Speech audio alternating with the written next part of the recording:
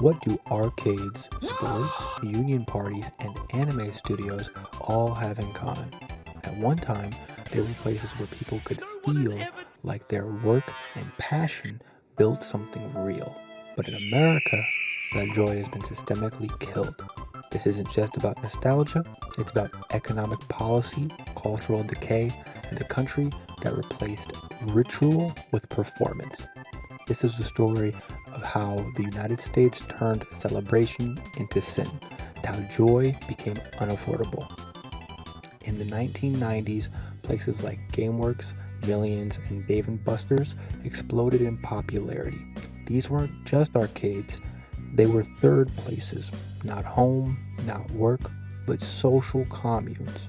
Fueled by a relatively strong middle class, affordable family leisure, and a cultural hunger for group experiences, these venues thrived. They offered food, games, sports, and most importantly, community. But starting in the 2000s, that foundation began to crumble.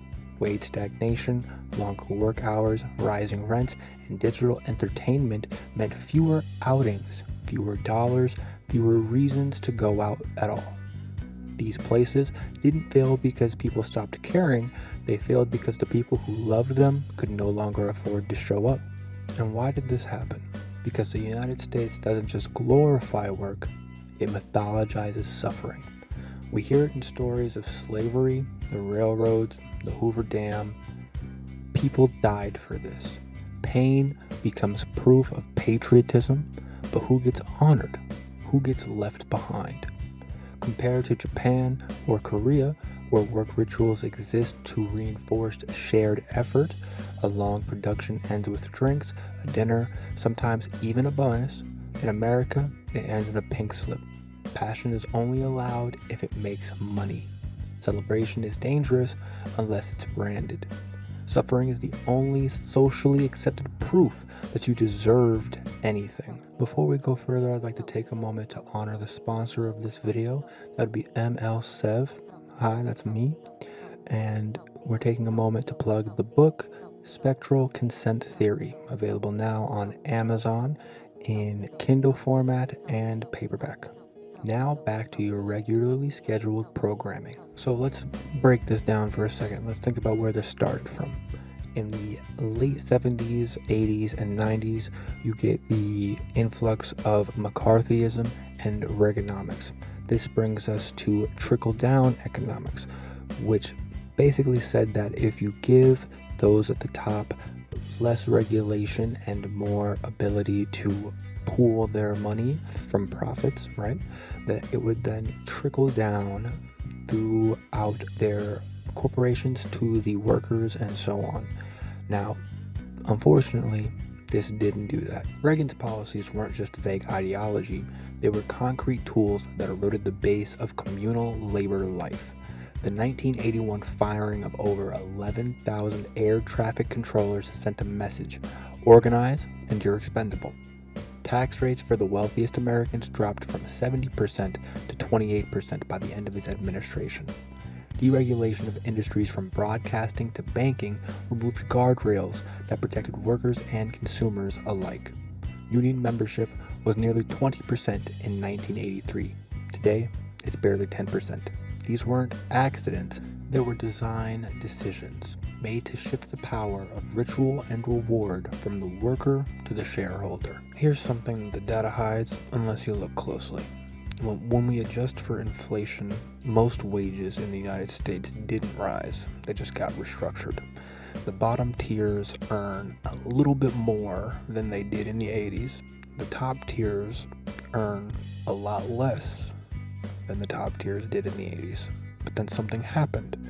A new tier emerges, a microscopic elite, almost abnormal in the level of how small they are in each sector, but they make multiples of what anyone else ever could. In the 1980s, being a federal controller meant stability and status, but by the 2000s, the average controller had better total compensation, but the economic bridge between them and the highest earners in tech or finance became unbridgeable. This is inequality by design, a collapse of the middle, a compression of the working class, and a celebration of the ultra-rich as proof the system works, when it only works for them. Clinton-era globalization outsourced labor and then weakened those same industrial communities. Following that with a 2008 home crash, basically obliterating trust in the system. And while the cost of tech dropped, for example, the 3DO in the 1990s was $699 brand new. High-end PCs of that time with a monitor cost roughly $2,100.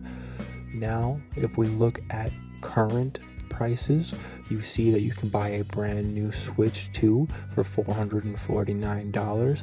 And then if you wanted to get a high-end PC of the same caliber, when adjusted for time, you end up running in the same price range of around $2,000. So what that means is that while wages didn't follow, buying power dropped and leisure became a luxury itself. I do remember being a kid watching wrestling, not just for the fights, but for the spectacle that they put on, you know what I mean? John Cena rapping, Umaga with his Samoan machismo. Then you had just The Undertaker with his overall cultic personality. You know, there was a spectacle to it. It felt like, you know, you got home from the school week, or you got home at the beginning of the school week, and you would go and you'd get a reward. You know, you'd watch that, then you talk about that with your friends at school. Same thing with arcades. You know, you'd go win or lose, but you'd enjoy it, you'd have fun, you'd make friends at the arcade. It was about being there. That kind of space doesn't really exist anymore. It's not just that we stopped going, it's that those places were priced out of belonging. Even as entertainment became cheaper, people had no time, no money, no energy to engage. The third place died because the middle class was evicted. Now, American corporations do try to create ritual via pizza parties, off-site retreats, we're a family here type of messaging, but it wasn't backed by governmental structure. There was no longevity and no shared reward.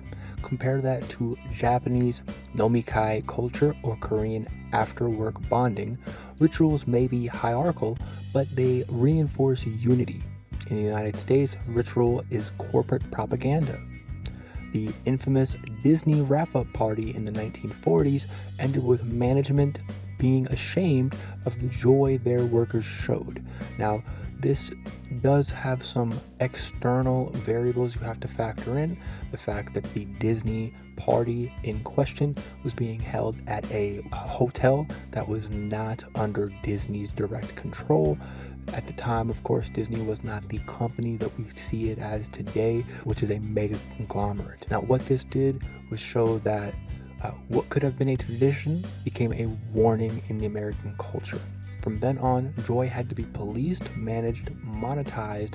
Workers were expected to be grateful for their burnout, but not proud of their accomplishments. From a generational standpoint, what this looks like is workers not trying to move up in their place of employment because moving vertically from one employer to another offers better incentives than moving up within that same corporation. We see the second generation of immigrants or the first generation of Americans being disinterested with the American dream as it is projected because they've watched their parents burn out. And today, joy has gone underground, online, and into Twitch streams, Discord servers, parasocial relationships, and other, unfortunately, less verifiable channels. Real life third places are gone. What's left is digital escapism, burnout, and debt. We don't trust our employers, our brands, or even our dreams. Passion is a liability, and celebration is a risk. So this isn't about arcades, or even movie theaters, or just entertainment as a whole. It's about something that we lost. The ability to mark time together, to celebrate effort, to build places that meant more than profit. Joy is not weakness. It's the only thing that makes any of this worth doing. Bring back the third place. Honor the work. Ritualize the reward. We don't need more productivity. We need more parties celebrating that productivity.